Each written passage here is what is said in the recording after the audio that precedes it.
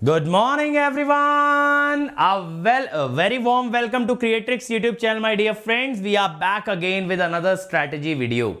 तो यार अभी तक मैंने आप लोगों को ना ये बताया कि आपको मशीन्स और पावर सिस्टम में किन टॉपिक्स पे स्पेशली फोकस करना है, कौन से टॉपिक रिवाइज करने बहुत जरूरी हैं। और आज हम लोग चर्चा करेंगे पावर इलेक्ट्रॉनिक्स के बारे में।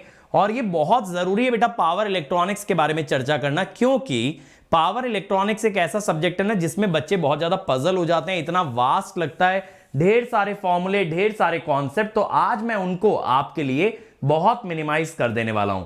बट इससे पहले मैं शुरुआत करूं, मैं बता दूं बेटा, जो भी बच्चे गेट 24-25 की तैयारी कर रहे हैं, बहुत ही जल्द प्राइजेस बढ़ने वाले हैं। इसीलिए इससे पहले प्राइजेस बढ़े, आप फटाफट से ज्वाइन कर लीजिए using the code Ankit ESE।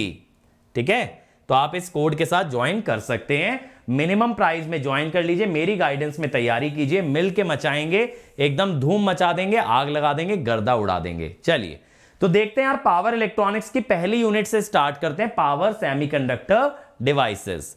तो यहां पे देखें, अगर पिछले 5 साल में बेटा स्विच कैरेक्टरिस्टिक्स पे कुछ खास नहीं पूछा गया है, ठीक है, स्विच कैरेक्टरिस्टिक माने जहां स्विचिंग लॉस, कंडक्शन लॉस या फिर उसके ग्राफ के बारे में बात करते हैं। यहां पे मेनली जो मैं बात कर रहा हूं ना, वो मैं ग्राफ के बारे में बात कर रहा हूं। ठीक है, तो इस पे कुछ खास नहीं पूछा गया है।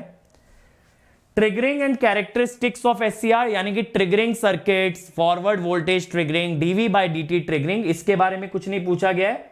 प्रोटेक्शन ऑफ एससीआर और कनेक्शन, इसके बारे में भी नहीं। तो बेटा टोटल जो है ना, ये चैप्टर ही आपका 2 बार 1-1 नंबर के सवालों के लिए आया है। अब क्योंकि अगर आप एक अच्छे स्टूडेंट हो जिसकी तैयारी अच्छी चल रही है, आपको इस चैप्टर में किन चीजों पे फोकस करना चाहिए।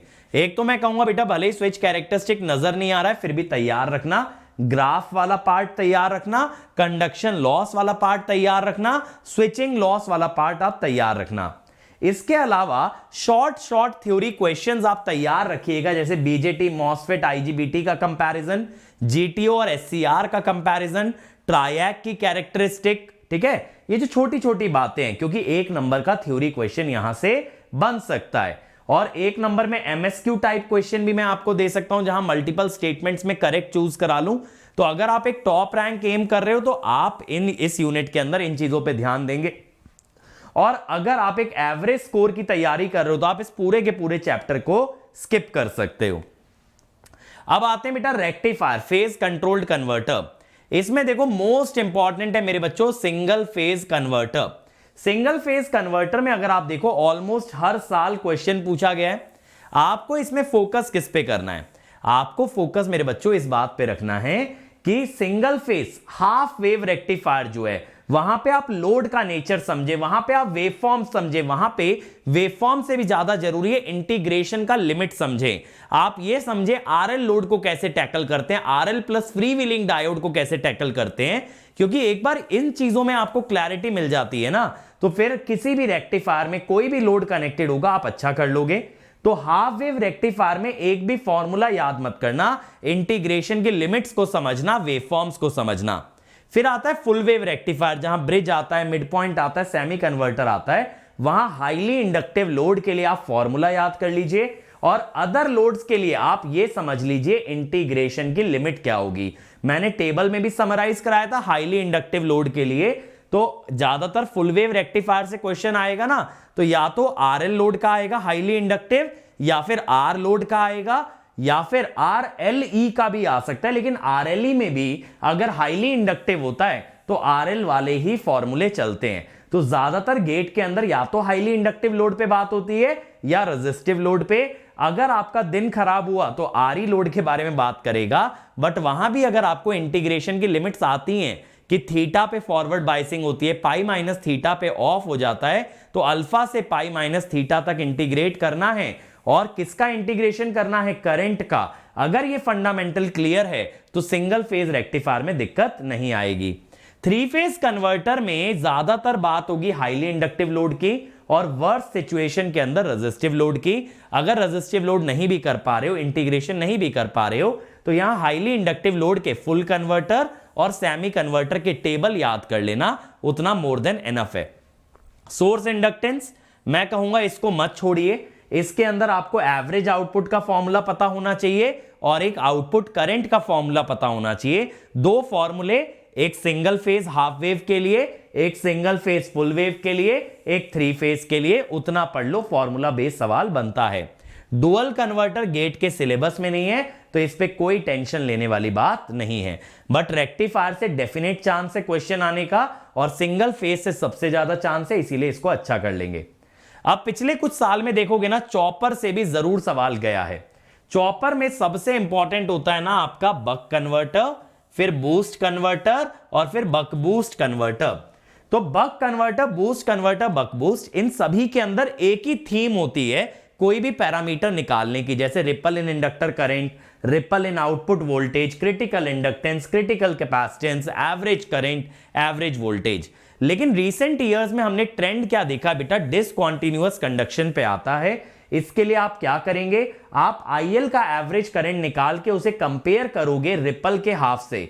आप कॉन्टिन्यूअस मान लो, आंसर निकाल लो, कोई दिक्कत नहीं है, लेकिन आईएल और डेल्टा आईएल बाय 2 को कंपेयर जरूर करना लास्ट में ये वेरीफाई करने के लिए वेदर इट इज कॉन्टिन्यूअस और द डिसकंटीन्यूअस कंडक्शन। और पैरामीटर कैसे निकाले जाते हैं उस मेथड को आप लोग तैयार रखें। कम्यूटेशन पे सवाल नहीं आया है, अगर आपको कम्यूटेशन के फॉर्मूले नहीं आते हैं तो अब इसको छोड़ दो, इसके पीछे मत भागो, बट ये 3 कन्वर्टर में से एक पे सवाल जरूर आएगा, गारंटीड आएगा। तो आप इन 3 कन्वर्टर के पैरामीटर निकालने सीखो और ज्यादातर चांस है कि आईआईटी कानपुर बना रही है, अच्छा क्वेश्चन सेट करेगी तो they will set it on discontinuous conduction. Inverter की बात करें बेटा, तो सिंगल फेज इन्वर्टर में कोई फॉर्मूला रटने की जरूरत नहीं है। यहां आप वेवफॉर्म को समझिए, यहां आप अलग अलग लोड के एनालिसिस को समझिए। आर लोड में क्या होता है, एल लोड में क्या होता है, आरएल में क्या होता है, अंडर डैम्ड में क्या होता है, ओवर डैम्ड में क्या होता है, ठीक है। और इसका ग्राफ बनाना सीखिए, बहुत बेसिक टॉपिक है।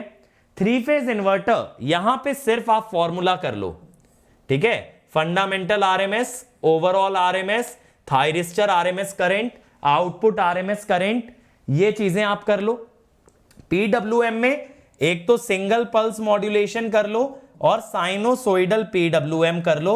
यहां पे ना आपको मल्टीपल पल्स मॉड्यूलेशन करने की जरूरत नहीं है और ये भी फॉर्मूला बेस्ड ही बनता है।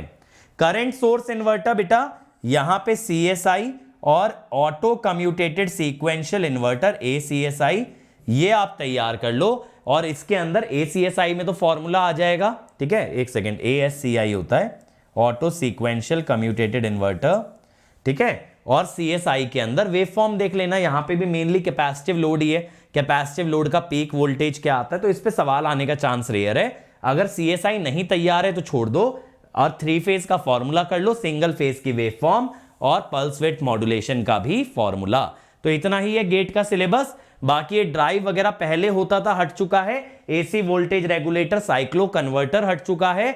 नाउ आई होप कि आपको क्लैरिटी है, आपको रिवाइज करते हुए किन चीजों पे फोकस करना है, ठीक है। और अगर ये वीडियो अच्छा लगा, हेल्पफुल लगा तो लाइक जरूर कर देना और भाई शेयर कर देना, ज्ञान बांटने से बढ़ता है, इसको छुपाने की कोशिश मत करना, क्योंकि ये वीडियोस जितना अच्छा परफॉर्म करेंगी मेरा मोटिवेशन बढ़ता है आप लोगों को और मदद करने का, ठीक है। और 24-25 वाले बच्चे ध्यान से सुन ले भैया, प्राइजेस बढ़ने वाले हैं, इसीलिए फटाफट से ज्वाइन कर लो, इससे पहले प्राइस इंक्रीज हो। कोड आप जानते हैं, दैट इज अंकित ESE। इसमें हम लोगों का जो लेटेस्ट बैच है 24 के लिए बेटा, उसका स्टार्ट डेट है 18 जैन से स्टार्ट हुआ है, मैंने ओरिएंटेशन ले लिया है। इसमें शंकर सर और रेड्डी सर सिग्नल और डिजिटल करा रहे हैं। और अगला ऑल इंडिया मॉक टेस्ट हो रहा है 22 तारीख को, वीडियो के डिस्क्रिप्शन में लिंक है, एनरोल कर लीजिएगा। और यहां से आपको ना सिर्फ एक बेहतरीन एग्जाम एक्सपीरियंस मिलेगा, बल्कि आपको स्कॉलरशिप भी मिलेगी, तो इसको जरूर अटेम्प्ट कीजिएगा। तो मिलते हैं इसी टाइप के नेक्स्ट वीडियो में, तब तक ऐसी मचाते रहिए, आग लगाते रहिए। Let's crack it.